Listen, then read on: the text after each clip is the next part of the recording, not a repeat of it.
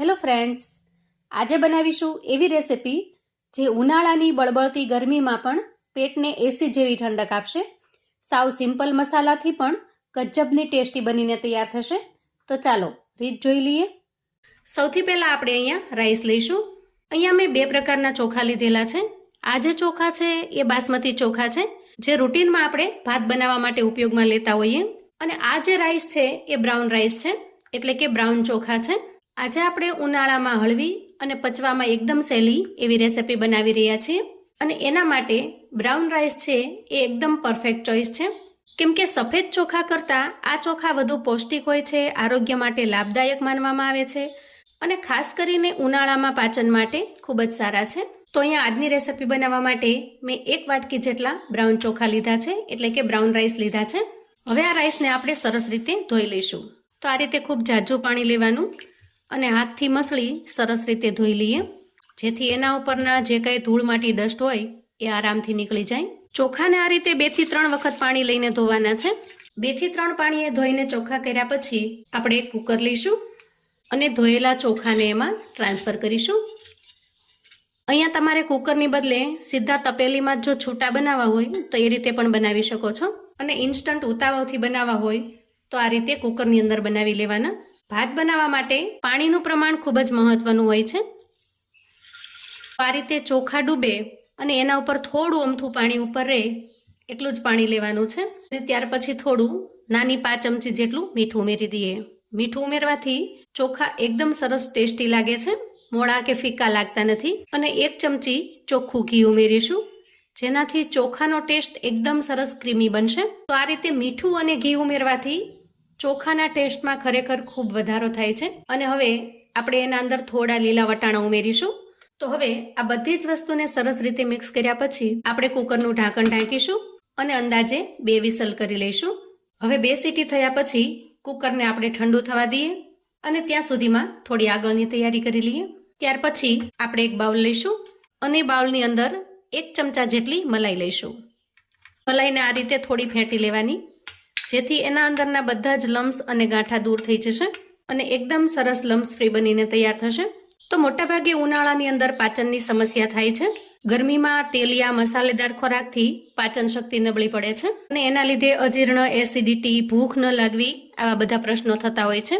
તો આ સમયે પાચન સારું કરવા માટે એકદમ હળવો ખોરાક લેવો જોઈએ. તે એકદમ સ્મૂથ બને એ રીતે મલાઈને સરસ રીતે ફેંટી લેવાની. હવે મલાઈને તૈયાર કર્યા પછી ફરી આપણે એક બાઉલ લઈશું અને એમાં જે ચમચાના માપથી આપણે મલાઈ લીધેલી છે એ જ ચમચાના માપથી 2 ચમચા જેટલું મોળું દહીં લઈશું. અહીંયા ખાસ એ વાતનો ખ્યાલ રાખવાનો છે મિત્રો કે દહીં છે એ મોળું હોવું જોઈએ અને બિલકુલ પાણી વગરનું એકદમ ઘટ્ટ હોવું જોઈએ. જુઓ, અહીંયા દહીંને મેં વિસ્કરની મદદથી સરસ રીતે ફેંટી લીધું છે, એટલે દહીં પણ એકદમ લમ્સ ફ્રી સ્મૂથ બનીને તૈયાર થયું છે. તો આ રીતે તૈયાર કર્યા પછી દહીંને પણ આપણે સાઈડ પર મૂકીશું. અહીંયા જો ખાટું અને પાણીવાળું દહીં હશે તો આપણને રેસિપીમાં મજા નહીં આવે, જેથી દહીં તમારે એકદમ ઘાટું અને મોળું લેવાનું છે. દહીંને પણ આપણે સાઈડ પર મૂકીશું. અહીંયા ભાતના કુકરમાંથી પ્રેશર નીકળી ગયું છે અને એકદમ ટેસ્ટી એવા બ્રાઉન રાઈસ બનીને તૈયાર થયા છે.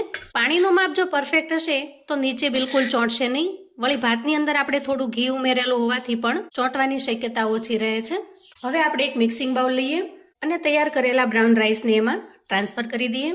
મિત્રો, બ્રાઉન રાઈસ ખાવાના ઘણા બધા ફાયદા છે, કેમ કે બ્રાઉન રાઈસની અંદર ફાઈબર વધારે હોય છે, જેથી પેટ સાફ રહે છે, ગેસ ઓછો થાય છે અને કબજિયાતમાં પણ રાહત મળે છે.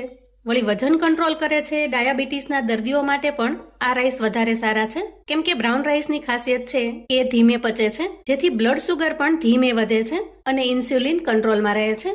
વળી વિટામિન B વધારે હોવાથી, મિનરલ્સ વધારે હોવાથી લાંબા સમય સુધી શક્તિ પણ આપે છે. હવે આ રીતે તૈયાર કરેલા રાઈસને આપણે થોડા પ્રેસ કરી અને મસળી લઈશું, જેથી એકદમ સરસ લચકા જેવા બની જશે. હવે ભાતને આ રીતે તૈયાર કર્યા પછી આપણે જે મલાઈને ફેંટીને રાખી છે એ મલાઈને ઉમેરી દઈએ. ખરેખર ખૂબ જ ટેસ્ટી અને પેટમાં અતિશય ઠંડક આપે એવી આ રેસિપી બને છે.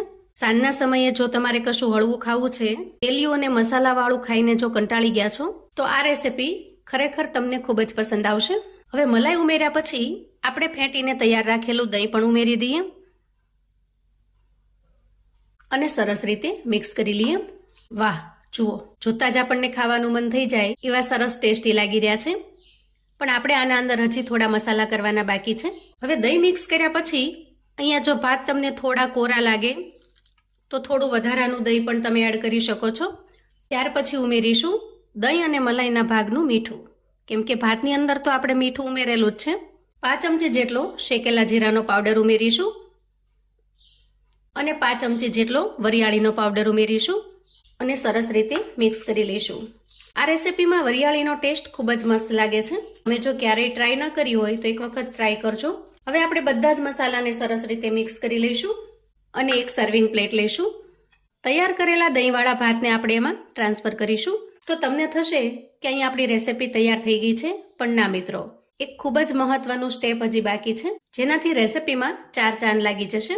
ત્યાર પછી ગેસ ઓન કરી ગેસ ઉપર એક આપણે નાનું વઘારિયું મૂક્યું છે અને એના અંદર 2 ચમચી જેટલું ઘી લીધું છે.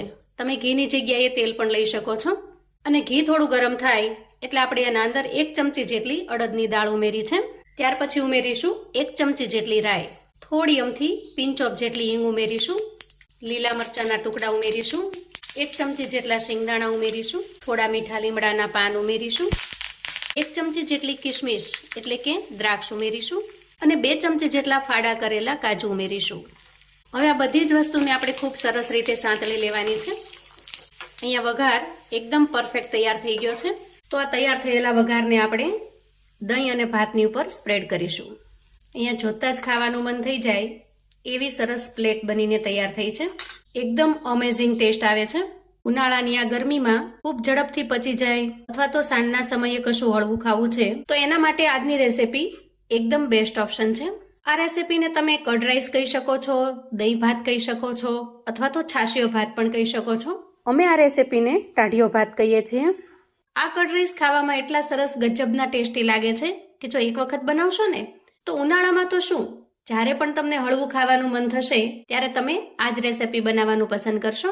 આવું અવનવું જાણવા માટે અને મને સપોર્ટ કરવા માટે ચેનલ પર જો તમે નવા છો તો પ્લીઝ ચેનલને સબસ્ક્રાઇબ કરો. વિડીયો ગમે તો લાઈક અને શેર કરજો. તમારા સગા સંબંધી મિત્રોને પણ આપણી આજની પચવામાં એકદમ સરળ, ઉનાળા માટે એકદમ પરફેક્ટ એવી આ રેસિપી ચોક્કસથી મોકલી આપજો, જેથી એ લોકો પણ બનાવીને તૈયાર કરી શકે, એન્જોય કરી શકે અને એના પરિવારને પીરસી શકે. કોમેન્ટમાં મને ચોક્કસથી જણાવજો મિત્રો કે આજની આ રેસિપી તમને કેવી લાગી છે. ફરી મળીશું એક નવી રેસિપી સાથે. ત્યાં સુધી આવજો મિત્રો.